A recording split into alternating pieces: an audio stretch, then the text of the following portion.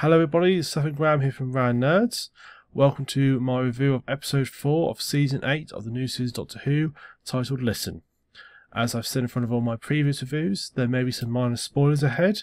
I will try and keep it as spoiler free as possible, but you may hear the odd bit of information come out as part of the review.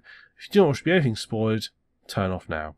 So, let me start off saying that for me to try and describe a basic synopsis of the episode is actually quite difficult because it's very easy for me to ruin the episode by describing synopsis.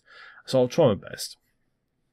So it starts off with a doctor monologuing about a theory he has regards dreams, and more specifically nightmares. And he has this theory that everybody has the same dream, same nightmare, and he's cut this pet fears as something that hides in the dark that you can't see. And his idea is, and he wants to try and discover what this thing is.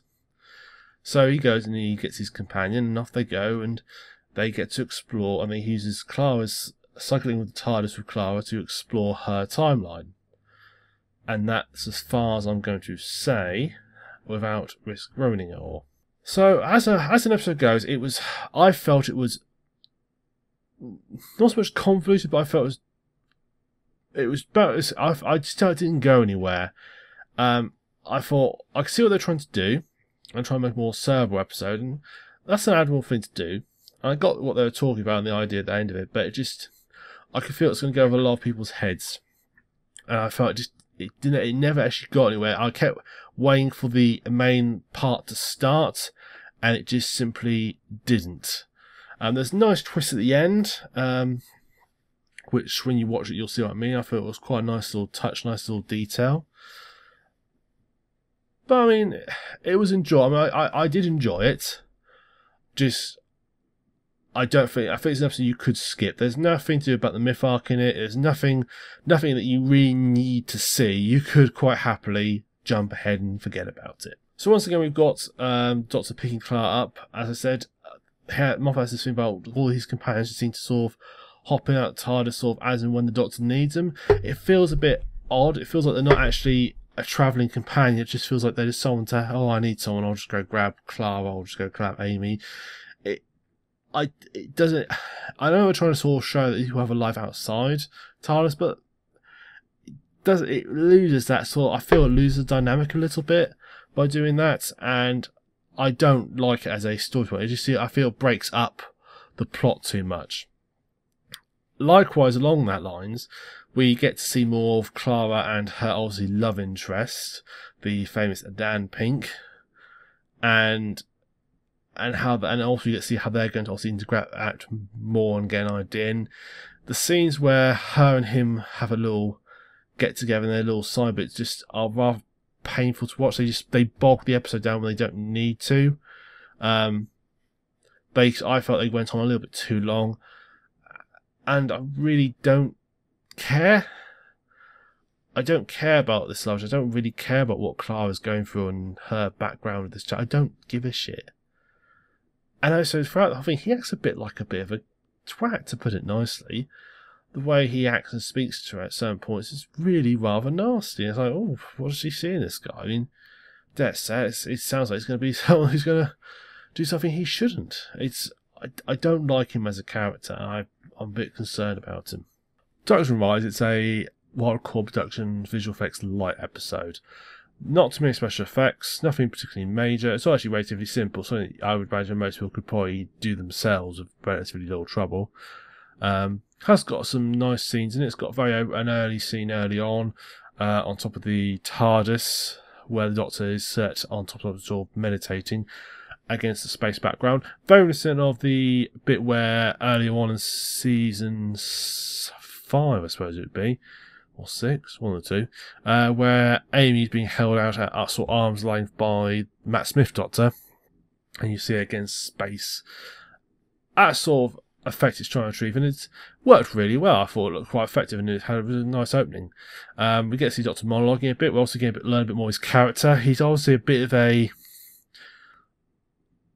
I think the nice way you describe him if he was a real person is eccentric.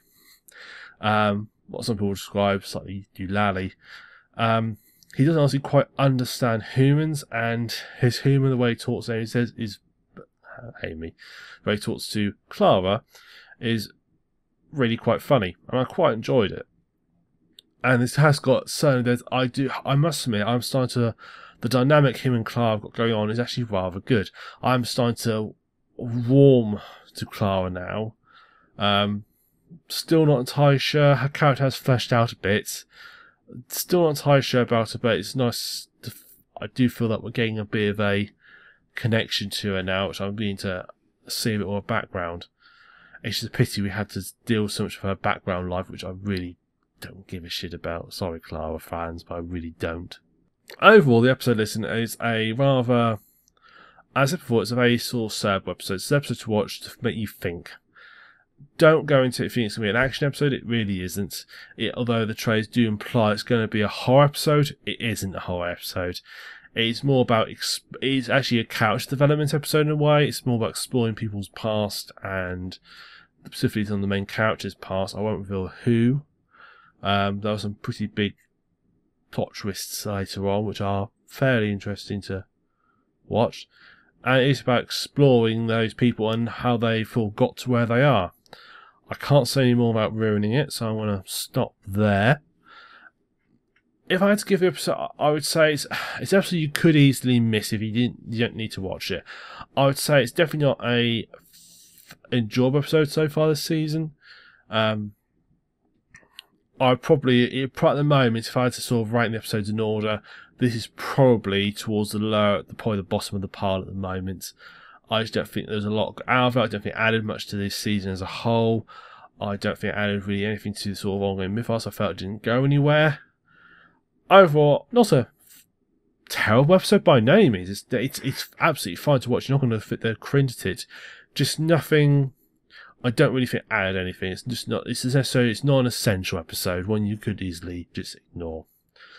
But overall, I did actually quite enjoy it. Just not as much as I have some of the previous episodes. Well, for anybody for watching, has been a bit of a brief review this time. Unfortunately, there's not a lot I can say about the episode without risk ruining it all. Or after I say it all without completely ruining it. So I've had to keep it relatively brief and sort of skim over a lot of details. And there isn't really a lot of meat to the episode, not in a nasty way. There isn't a lot I can expand on, so there's some things I would like to say, I simply can't. Well, I've been Stuff and Ground from Round Nerds. Hope you've enjoyed my brief review today.